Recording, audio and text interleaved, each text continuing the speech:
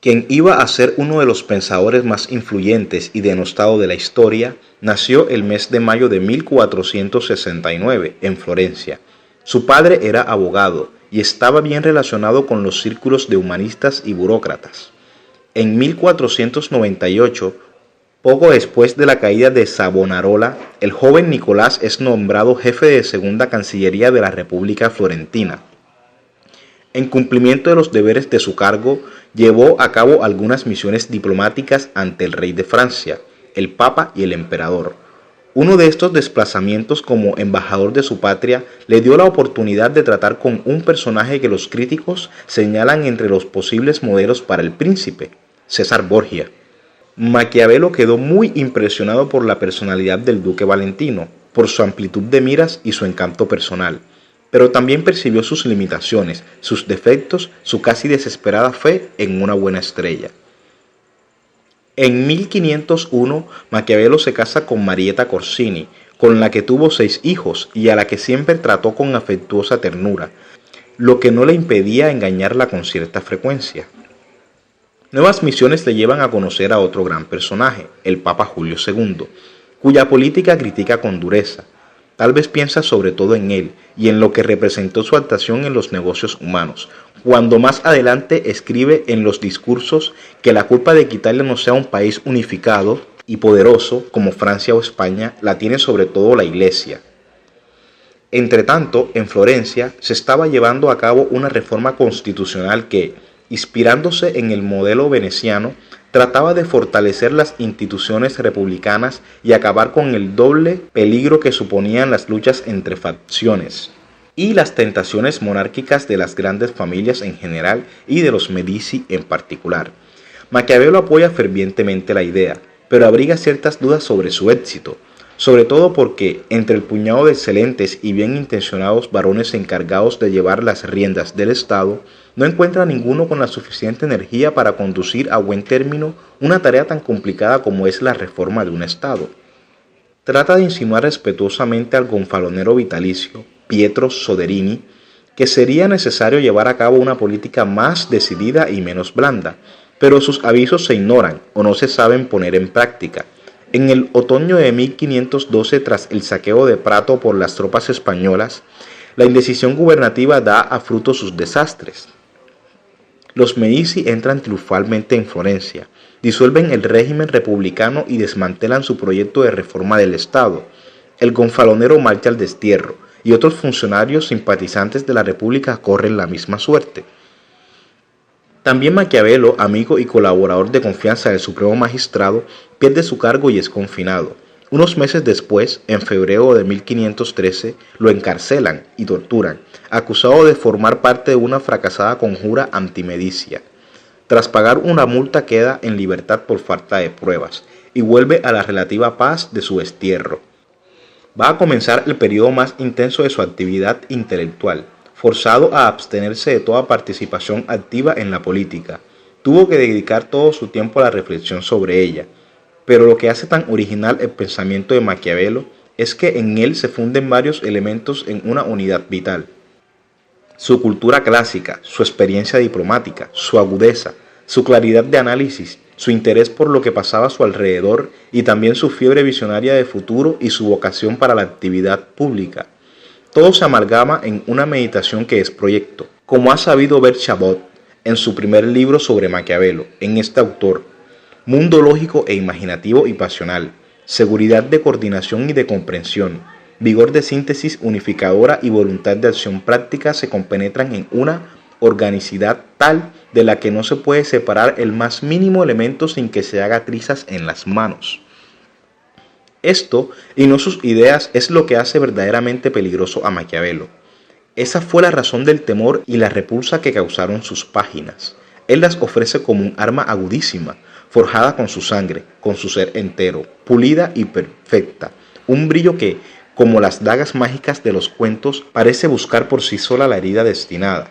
Ardiente e irónico a la vez, siempre quiso modelar el futuro, buscó hacerlo en la práctica política y también probó el camino menos directo y rápido, pero que podía llevar a frutos más duraderos.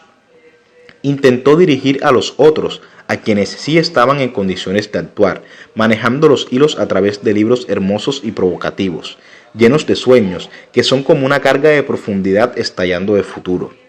En su ocio empezó a escribir los discursos sobre la primera década de Tito Livio, y leía y comentaba las páginas recién acabadas en un pequeño grupo de correligionarios republicanos que se reunían para charlar y conspirar en los jardines de Cosimo Rucellai, los llamados Horti Oricerali. En este libro toma a los antiguos romanos como pretexto para su reflexión política sobre temas contemporáneos, y cuyo modelo para una futura república italiana unificada, cuyo corazón y guía había de ser Florencia, la ciudad tan amada e ingrata. De pronto interrumpe su labor y sistematiza algunas de sus ideas sobre el gobierno y el poder personal en un tratado pequeño que escribe en pocos meses. Lo termina en Navidad de 1513 y lo dedica a Lorenzo de Medici. El libro se llama El Príncipe y todavía hoy nos deslumbra. ¿Por qué Maquiavelo, encarcelado y torturado por conspirador republicano, escribe ese mismo año un tratado sobre los principados y además lo dedica al Medici felizmente reinante? La obra versa sobre los modos de adquirir y conservar el poder. ¿Quería ayudar a su destinatario a mantenerse en el cargo? Algunos autores piensan que lo que nuestro florentino busca es conseguir de nuevo un cargo en la administración. Es posible que sea así, y eso no significa que haya abandonado sus antiguas convicciones.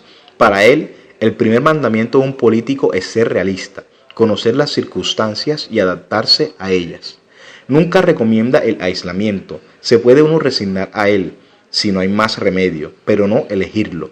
Es preciso conservar o adquirir, aun en las circunstancias más desfavorables, una parcela de poder que permita intervenir de algún modo en los acontecimientos, sea directamente, sea influyendo en el príncipe o incluso ganándose su confianza para arrebatarle el poder o asesinarlo con las mayores garantías de éxito. Hay múltiples opciones, desde servir a la patria como un funcionario fiel y desinteresado, tratando de mejorar las cosas en la medida en que lo permita las propias capacidades, hasta dar un golpe audaz y alzarse personalmente con el dominio absoluto. Cada cual puede elegir según sus deseos o su fortuna. Lo único inadmisible es seguir fuera de la escena política. Por eso, es muy probable que Maquiavelo buscase con su libro el perdón de la familia Medici y un nuevo empleo en la Cancillería. Si es así, no logró su propósito. Solo consiguió que se le encargaran algunas misiones aisladas de poca importancia, así como que se le confiara la redacción de una historia de Florencia. Los Medicis no apreciaron sus méritos o desconfiaron abiertamente de él. A este ocio forzoso debemos sus espléndidos discursos sobre la primera década de Tito Livio, su historia de Florencia, tan llena de cálidos elogios a la libertad civil, pese a su condición de obra encargada por un Papa Medici. Sus mordaces obras de teatro, nosotros pues casi nos congratulamos de esa desconfianza que lo mantuvo apartado de la burocracia. Maquiavelo en cambio acumulaba frustraciones y amargura, y se consumía de dolor y de impotencia. Volviendo a los motivos que le impulsaron a escribir El Príncipe y dedicarlo a Lorenzo, sospecho que este acto formaba parte de un plan más ambicioso. Quizá Maquiavelo creía que un príncipe ambicioso, de una familia enérgica, lista y con suerte, podía engrandecer Florencia y convertirla en cabeza de una Italia unificada, y redacta y envía su libro concebido como un instrumento eficacísimo para mantener y acrecentar el poder, para ayudarle a culminar esa misión. Entonces, cumplida la primera parte del plan, solo faltaría expulsar a los tarquinos para formar el bruto que haga posible la consecución de este segundo objetivo. Escribe simultáneamente sus discursos, más extensos, más profundos, llenos de una renovada moralidad cívica, de un coraje elegante y un vigoroso sentido del deber, y los dedica a sus contertulios republicanos de los Horti Oricerali. Les ofrece un instrumento aún más poderoso y no menos práctico para liberar y reformar el Estado, engrandecerlo y mantenerlo alejado de la corrupción el mayor tiempo posible.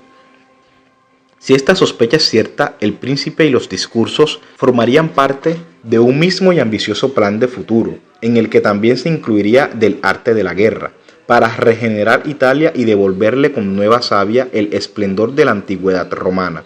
Un plan digno de este visionario de mirada burlona, y tal vez la única utopía renacentista que, lejos de ser un juego crítico o un sueño, se pega a la realidad.